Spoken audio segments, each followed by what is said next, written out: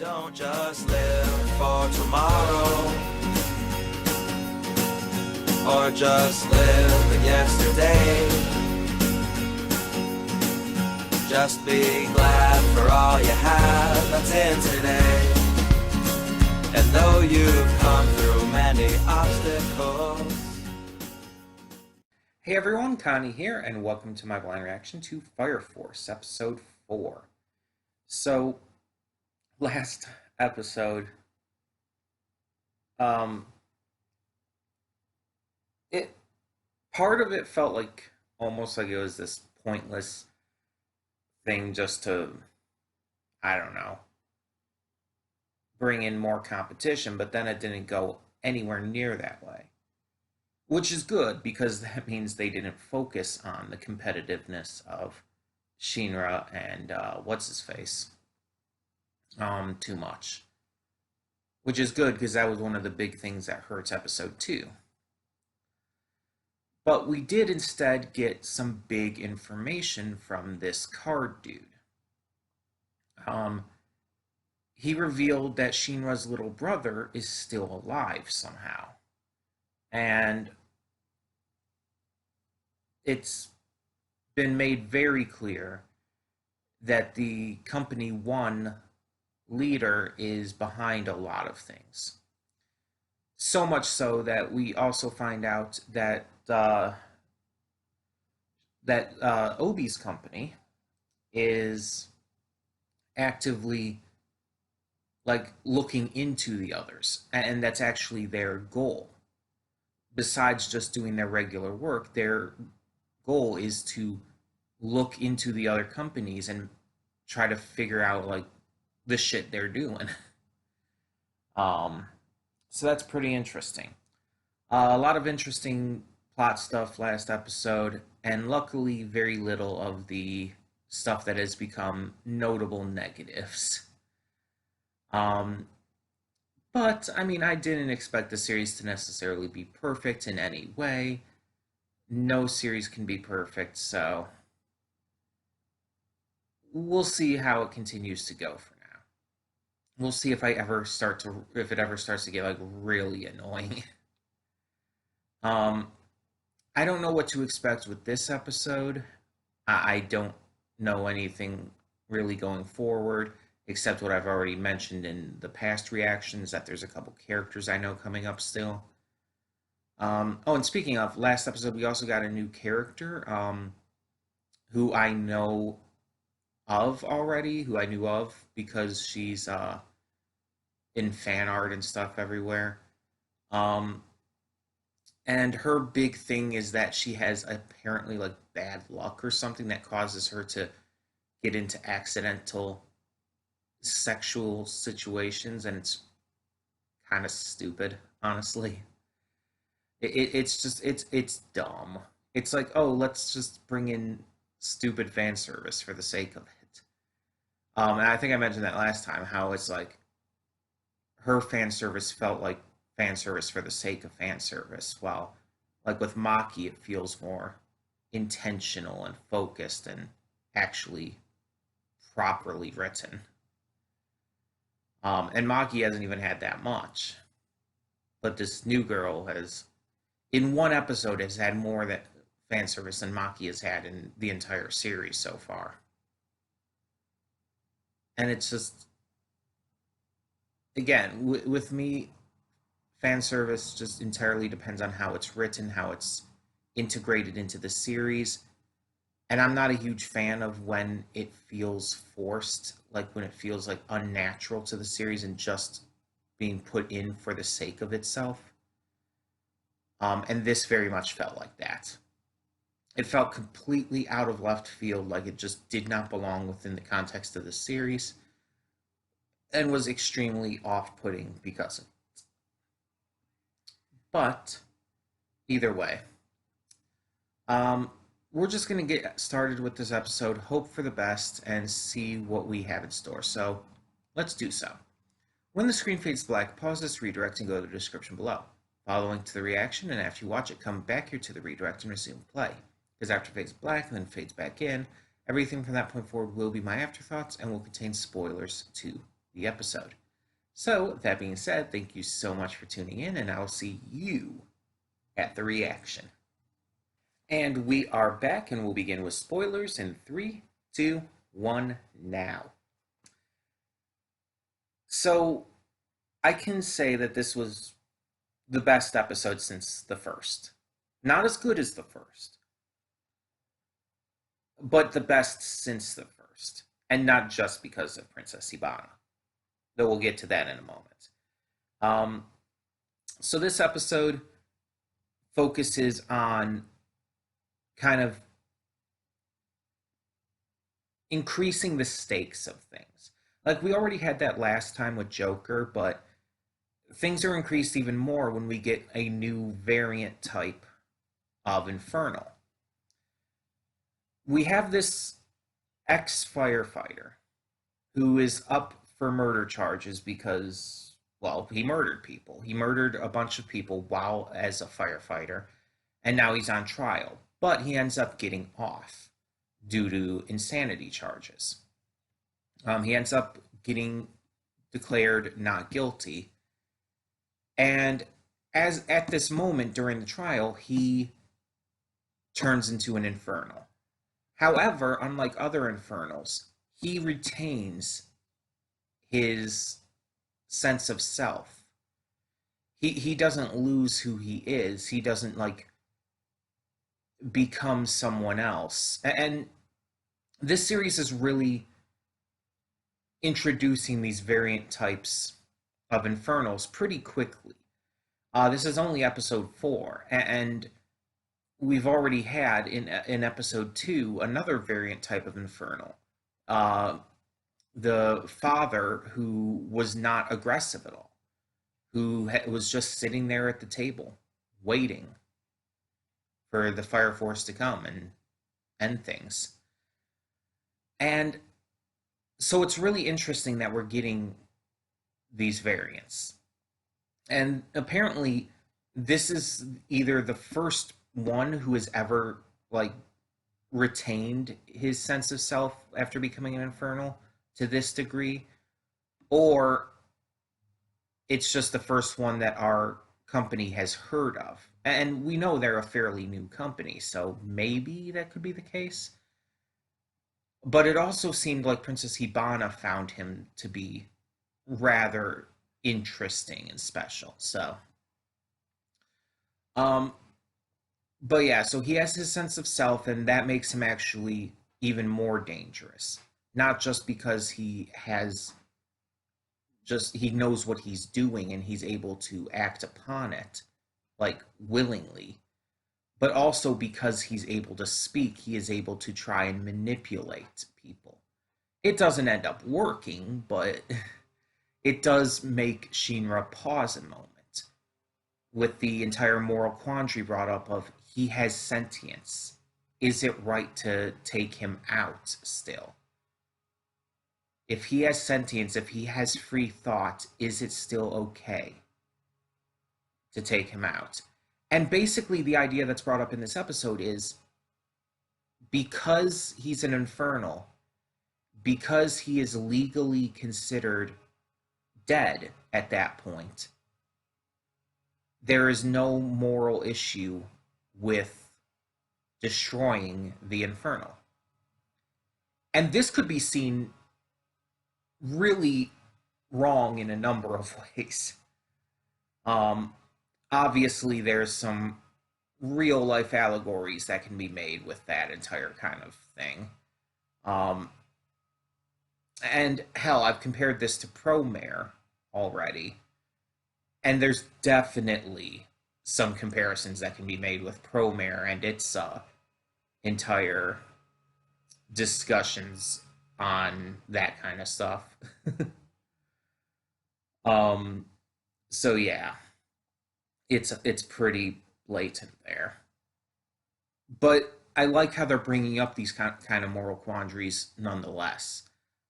However, no matter what, this dude is very clearly, even though he has free thought and stuff, he's very clearly an active threat. Not just an active threat, but actually excessively dangerous too, now that he's an Infernal and everything. So he definitely needs to be stopped, no matter what. So luckily, the moral issue of it isn't as restricting as it could be. But then we get Princess Hibana and Company 5. So this is a character, this is one of the characters I have seen before. Have seen fan art and stuff of her. I've seen people like posting about her on Twitter, though I don't know the context. I tried to avoid it and whatnot. Mostly at the time because I wasn't that interested in the series, admittedly. Um, but I've seen her before for sure. And yeah, admittedly, when I've seen art of her and stuff, she has definitely given off this, big domineering mommy energy for sure, without question. And that's definitely how she is in this episode. Um, there might be more to her, but it's hard to say at this point because that's all we really got with this episode. But she is the captain of Company 5, and she is very clearly this domineering, almost seemingly sadistic person.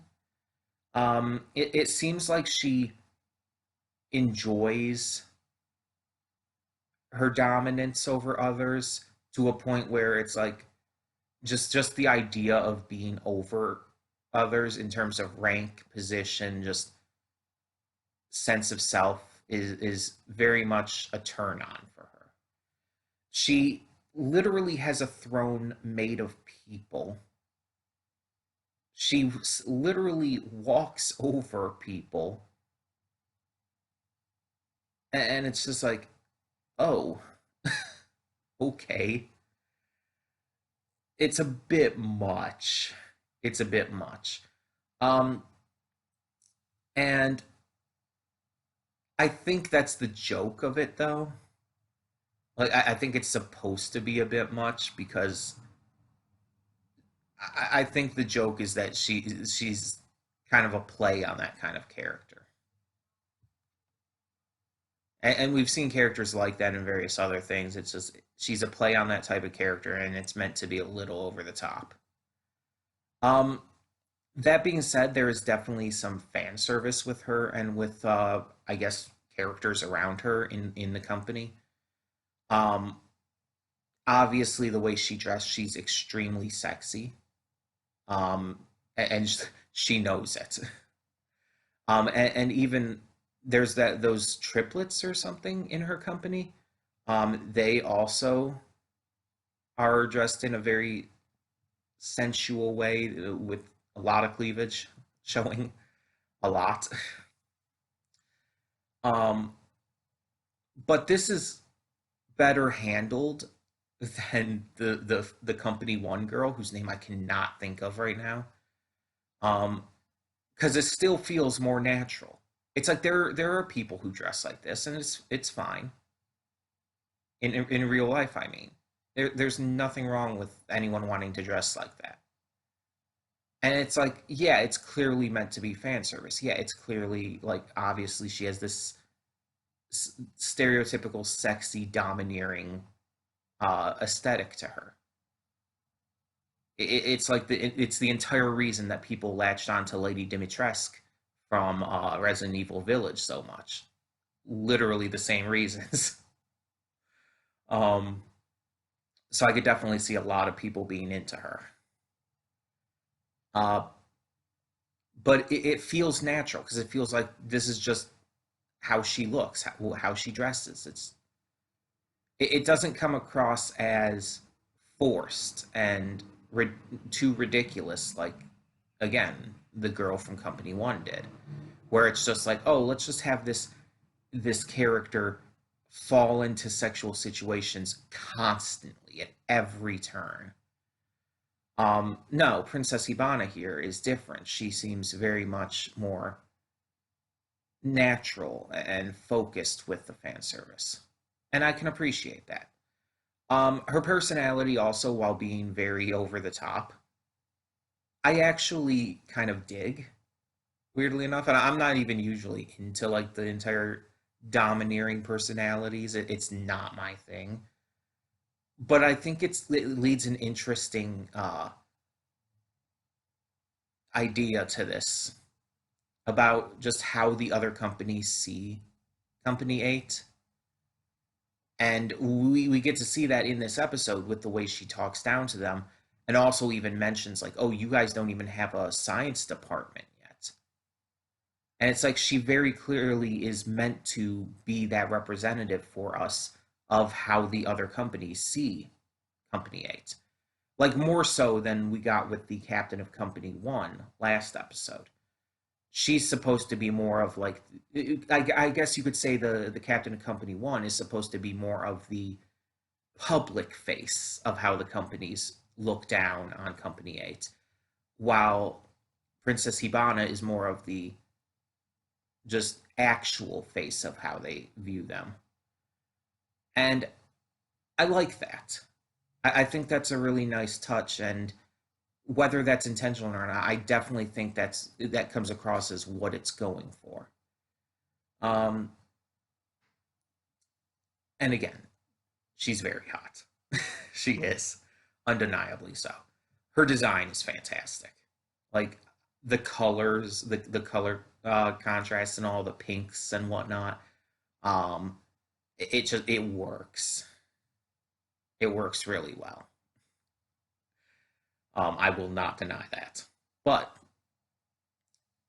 it leads to an interesting idea because she wants to take this infernal, the murderer, alive rather than kill it, which is again something new, something we haven't really considered in this series before. She wants to take it alive to study it, to presumably experiment on it, which is really interesting and also kind of raises those moral issues again, those moral quandaries, because it's like, okay, taking it out to save people, to protect people is one thing, but experimenting on it, especially when it's sentient and self-conscious like this, is that okay? It brings up these ideas again. And so you genuinely got to wonder. Um, we also get introduced to another member of Company 5 very briefly. He's the definition of a snot-nosed piece of shit. Um, but Maki gets to punch him in the stomach, and even the lieutenant gives her a thumbs up for that, which was hilarious. Because it's like even he, as straight laced as he is, could not stand that guy. Which fair, good Maki moment. um, there's also a bit in this episode about like kind of how society views the fire force and firefighters because of this killer. Um, we see that one of the mascots for the fire force was yeeted up into a tree by some kids, um, and needed help getting down. And we learn that society has kind of looked down on them since this firefighter went and murdered a bunch of people, which is fair, which I understand. And it's just like, it just kind of like gives a view into this world and everything, and kind of the perspective of how these organizations are viewed in terms of what they do and everything. Because prior to this, in the episodes, we've seen most people react, I guess you could say, positively to them. They thank them. They look at them all fine. But then with this, we see that not everybody seems to be that way. In fact, it seems to be a notable portion of the population who looks down on them because of things like this. So I'm genuinely curious how far this series is going to take that. And all of this, all of these big questions, all of these uh, just moral issues that were brought up in this episode, that's what really elevates it for me. That's why I say it's my favorite episode since the original, since the first. Because while it definitely doesn't pack as much excitement as the first did, while it's definitely not as surprisingly just really damn good as the first was, it definitely like brought in some ideas that, if continued along properly, could really be a backbone for this series and could really just develop it in the best ways. So I really did like this episode. And yeah, not just for Princess Ivana, um, for all of it, pretty much. Even the minor infighting between Shinra and Arthur were very minor in this episode and wasn't as bad, wasn't as much of an issue. But it feels like these first few episodes, okay, the first couple episodes after the first, so episodes 2 and 3, it felt like those episodes were a step down for sure. But now it's starting to rise back up. And I hope it continues to do so. Because if this is the kind of stuff we can expect for the future of this series, I think I'm going to like that. I think that is preferable to what we got in episodes 2 and 3. So yeah, let's keep going with that. But tell me in the comments below what you thought of episode 4 of Fire Force, and thank you so much for tuning in. For now, I'm Connie, and I'm signing off. See y'all next time.